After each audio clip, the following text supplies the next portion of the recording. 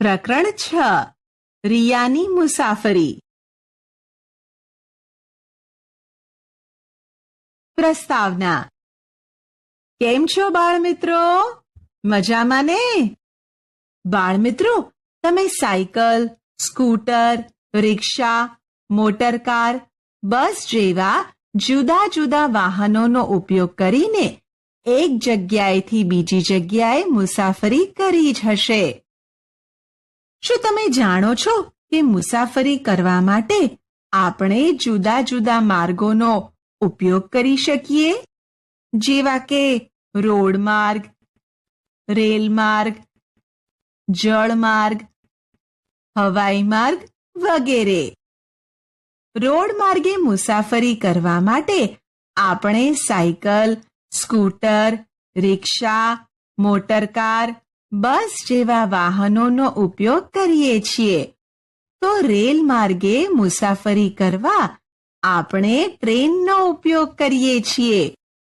વળી જળ માર્ગે મુસાફરી કરવા આપણે હોડી કે સ્ટીમર વાહનનો ઉપયોગ કરીએ છીએ. તો હવાઈ માર્ગે મુસાફરી કરવા આપણે વિમાનનો ઉપયોગ કરીએ છીએ. શું તમે ક્યારે રેલ માર્ગે મુસાફરી કરી છે? ચાલો, આજે હું તમને રિયાએ ટ્રેનમાં કરેલી મુસાફરી વિશેની વાત કહું. રિયાની વાત. રિયા અને તેની સખી જીયા ખૂબ જ ઉત્સાહિત હતા. તેઓ ટ્રેનની મુસાફરીથી વાપી જવાના હતા. વેકેશન હોવાથી રિયા તેના મામાના ઘરે જતી હતી અને જીયા તેના કુટુંબ સાથે દમણ ફરવા જવાની હતી. બંને કુટુંબને સાથે જવાનું નક્કી થતાં રિયાના પિતા બંને કુટુંબ માટે 15 દિવસ પહેલા જ રેલવેની ટિકિટનું બુકિંગ કરાવી આવ્યા હતા. તેમની મુસાફરીના માત્ર 2 જ દિવસ બાકી હતા ત્યાં જીયા ખૂબ જ બીમાર થઈ. ડોક્ટરે તેને આરામ કરવા કહ્યું હતું. તેથી જીયાના કુટુંબે તેમની ટિકિટ રદ કરાવવી પડી. બંને સખીઓ ખૂબ દુખી હતી, કારણ કે તેઓ મુસાફરી વખતે શું કરશે તેના કેટલાય આયોજન કર્યા હતા. પણ જીયાનું જવાનું બંધ રહેતા રિયા નિરાશ થઈ હતી. જીયાએ કહ્યું, મને એક યુક્તિ સૂઝે છે. તેણે રિયાને કહ્યું, તું નિરાશ ના થઈશ. તું તારી મુસાફરી વિશે બધું એક ડાયરીમાં લખજે અને મોબાઈલમાં ફોટો અને વિડીયો પણ લેજે. તું જ્યારે પાછી આવીશ ત્યારે હું તારી ડાયરી વાંચીશ તથા ફોટા અને વિડીયો પણ જોઈશ. રિયા તેના ઘરે ગઈ. એક નોટબુક અને પેન શોધીને તેના થેલામાં મૂકી. બાળમિત્રો, જીયાએ બીમાર અવસ્થામાં જો મુસાફરી કરવાનું નક્કી કર્યું હોત તો તેને શું મુશ્કેલી પડત? જીયા વધુ બીમાર થઈ જાત અને મુસાફરીનો આનંદ પણ ના માણી શકત. બરાબર ને? શું તમે ક્યારેય બીમાર થયા હોવ ત્યારે મુસાફરી કરી છે? ચાલો, રિયાની મુસાફરીની વાતને આગળ વધારીએ. રિયાની ડાયરી.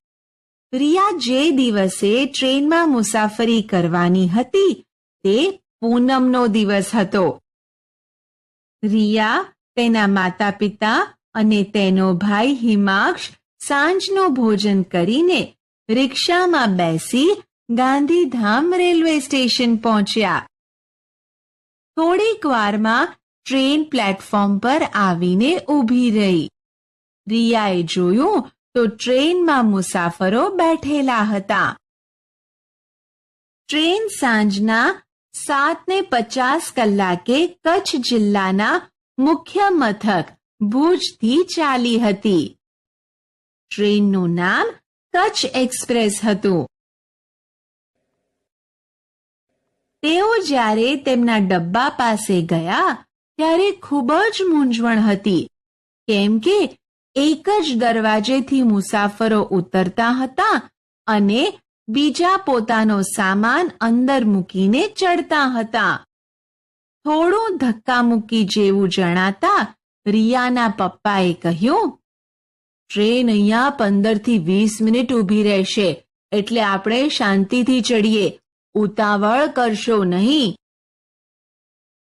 થોડી વારમાં ધક્કામુક્કી ઓછી થતા તેઓ તેમના ડબ્બામાં ચડ્યા અને તેમની બેઠક શોધી સામાન યોગ્ય જગ્યાએ ગોઠવીને બેઠા. સમય થતાં ટ્રેન ઉપડી ત્યાં સુધીમાં મોટા ભાગના મુસાફરો પોતાની બેઠક શોધીને બેસી ગયા હતા. રિયા અને તેની મમ્મીને બારી પાસે બેઠક મળી હતી. પપ્પા અને હિમાંશને વચ્ચેની બેઠક મળી હતી. રિયાના કુટુંબની સાથે બીજું એક કુટુંબ પણ ડબ્બામાં હતું. તેઓ આગળના સ્ટેશનેથી બેઠા હોય તેવું લાગતું હતું. તેમની સાથે પણ રિયાની ઉંમરના 2 બાળકો હતા. તેમને 2 બેઠક ઉપરની અને 2 બેઠક બાજુમાં ઉપર નીચેની મળી હતી. થોડા સમય પછી રિયાના ડબ્બામાં ટિકિટ ચેક કરવા ટિકિટ ચેકર આવે છે. ટિકિટ ચેકરે રિયાના કુટુંબ અને બીજા અન્ય લોકોની ટિકિટ ચકાસી ને ખાતરી કરી કે તેઓ તેમને ફાળવેલી યોગ્ય બેઠક પર બેઠા છે કે નહીં. ટ્રેનમાં મુસાફરી કરતી વખતે ટિકિટ તપાસનારને તમે કેવી રીતે ઓળખશો? ટિકિટ તપાસનારે કાળા રંગનો કોટ પહેર્યો હોય છે અને તેના ખભા પર TTE એવું લખેલું હોય છે. TTE એટલે ટ્રાવેલિંગ ટિકિટ એક્ઝામિનર. તેમની પાસે ટિકિટ બુક કરાવેલા મુસાફરોની વિગત દર્શાવતો ચાર્ટ પણ હોય છે. ટિકિટ તપાસનાર ટિકિટમાં કઈ વિગતો તપાસીને ખાતરી કરે છે? ટિકિટ તપાસનાર ટિકિટમાં તારીખ, શ્રેણી, સ્ત્રી છે કે પુરુષ, ઉંમર, સીટ નંબર, ટ્રેન નંબર, બેસવાનું સ્થળ અને ઉતરવાનું સ્થળ વગેરે વિગતો તપાસીને ખાતરી કરે છે. જો વરિષ્ઠ નાગરિક એટલે કે સિનિયર સિટીઝન હોય અને કન્સેશન વાળી ટિકિટ લીધી હોય તો ઉંમરની ખાતરી કરવા માટે ટિકિટ તપાસનાર પુરાવો માંગે છે.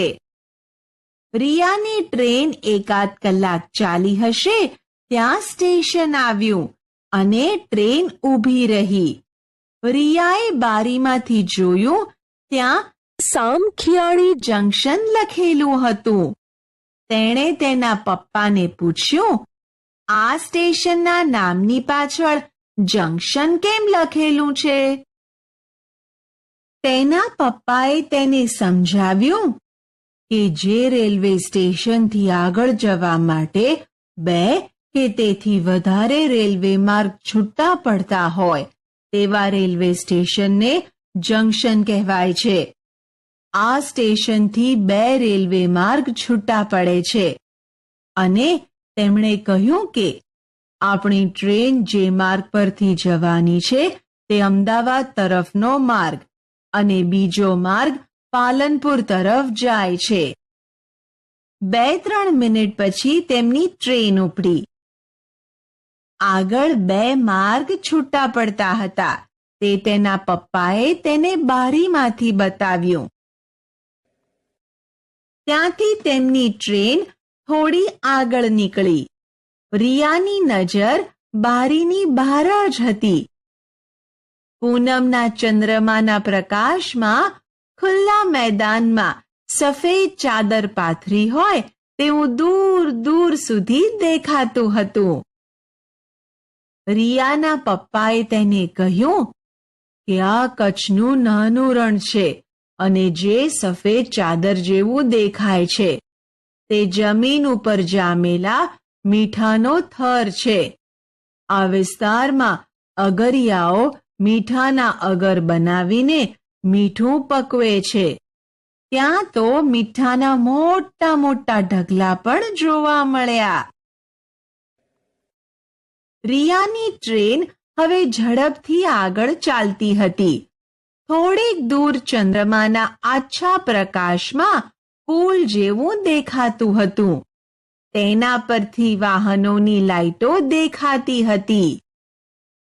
રિયાની ટ્રેન તે સમયે પુલ પરથી પસાર થઈ રહી હતી. રિયાએ તેના પપ્પાને પૂછ્યું કે આ કયો પુલ છે? તેના પપ્પાએ કહ્યું, આ સૂરજબારી પુલ છે, જેને કચ્છનું પ્રવેશદ્વાર પણ કહેવામાં આવે છે. તેમણે તે પણ કહ્યું કે જ્યારે આ પુલ ન હતો ત્યારે અમદાવાદ તરફ જતી બધી જ ટ્રેનો પાલનપુર થઈને અમદાવાદ જતી. તેમાં ખૂબ સમય જતો હતો. રિયાએ તરત તેના પપ્પાને પૂછ્યું, આગળ આપણે 2 રેલમાર્ગ જુદા પડતા જોયા, તેમાં પાલનપુર તરફનો માર્ગ હતો ત્યાંથી જ ને?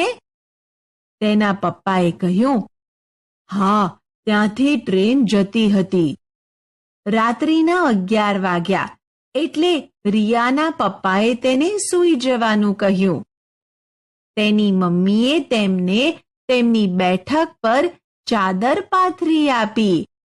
ડબ્બામાં બીજા મુસાફરો પણ ઊંઘવાની તૈયારી કરતા હતા. ટ્રેનમાં ટોયલેટની સગવડ પણ હતી.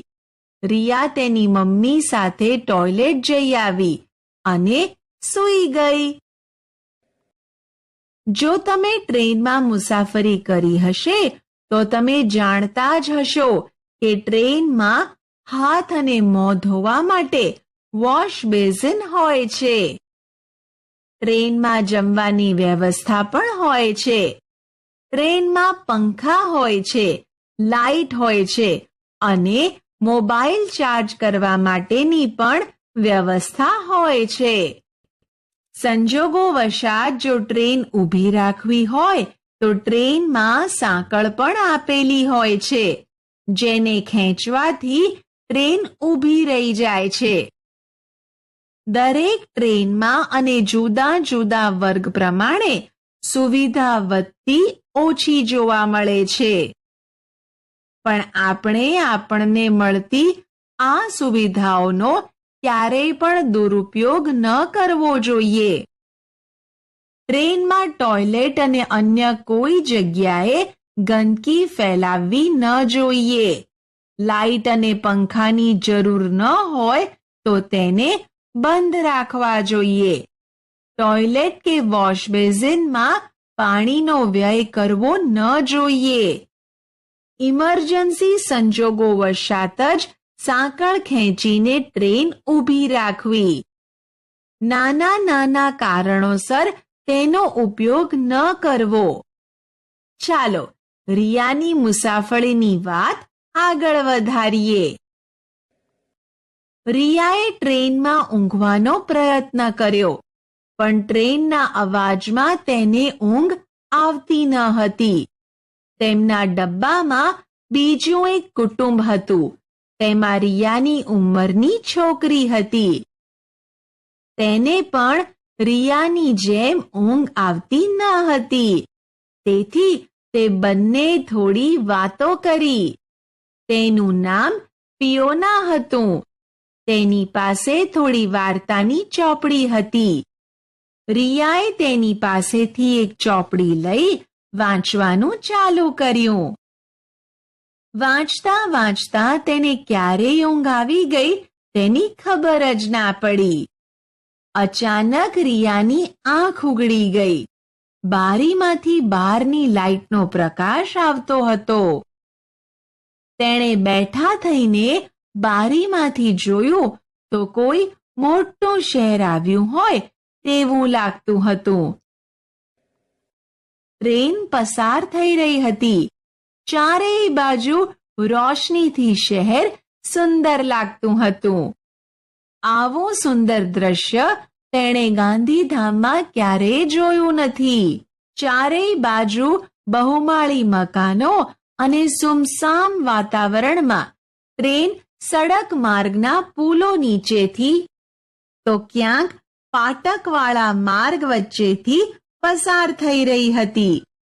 રિયાએ તેની મમ્મીનો મોબાઈલ લઈ રાત્રિના આ સુંદર દ્રશ્યોના ફોટો અને વિડીયો લીધા, જે પછીથી જોવાની ખૂબ મજા આવશે.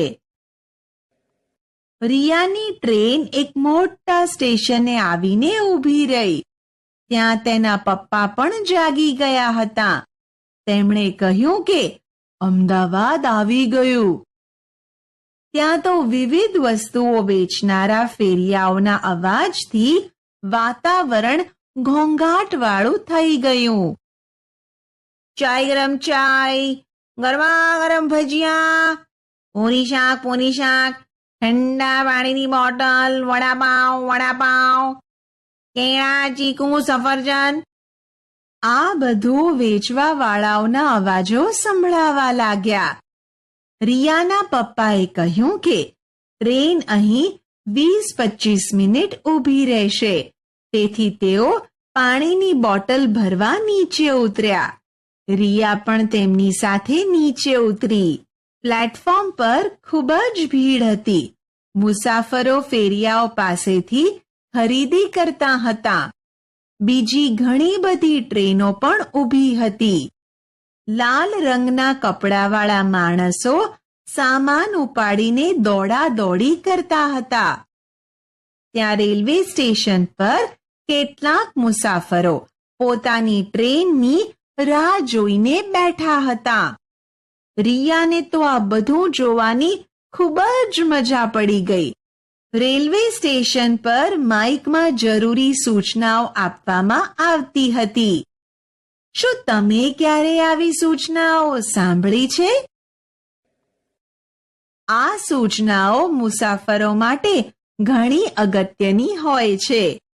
તેઓ માઇકમાં કઈ ટ્રેન કયા પ્લેટફોર્મ પર આવીને ઊભી છે, કઈ ટ્રેન મોડી આવવાની છે, કઈ ટ્રેન કેન્સલ થઈ છે, કઈ ટ્રેન કેટલા વાગે ઉપડશે જેવી અગત્યની સૂચનાઓ આપે છે.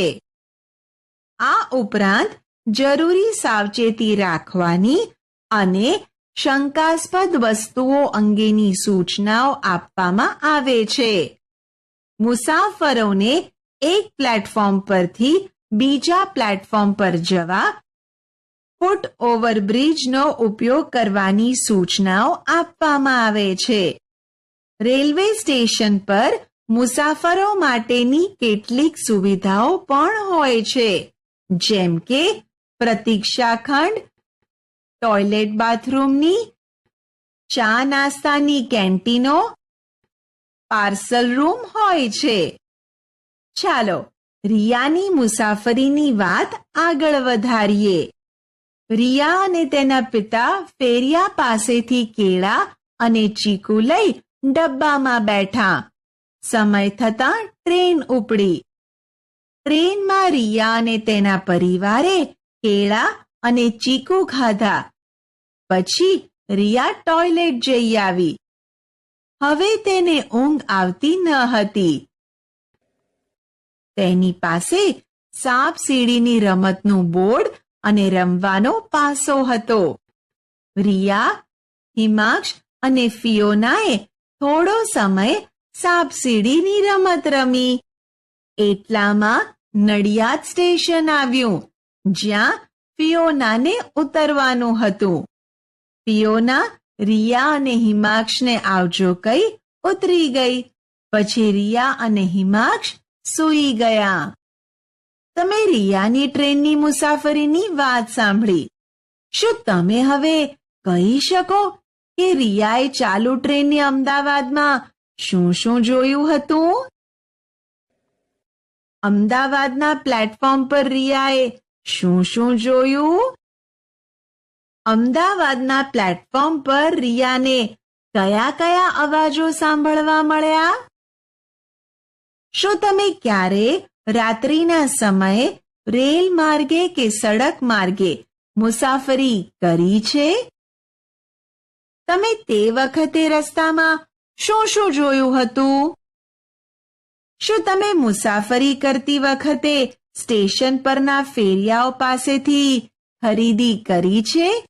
જો તમે ખરીદી કરી હોય તો તેની યાદી તૈયાર કરો. આપણે શું શીખ્યા?